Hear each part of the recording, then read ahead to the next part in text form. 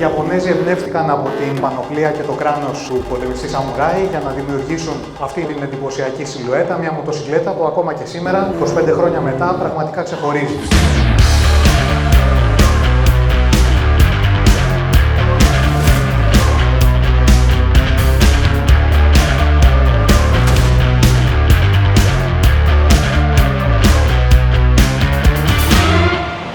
Μια νέα εντελώς κατηγορία μοτοσικλετών υπερεπιδόσεων, η ναυαρχίδα λοιπόν του Suzuki,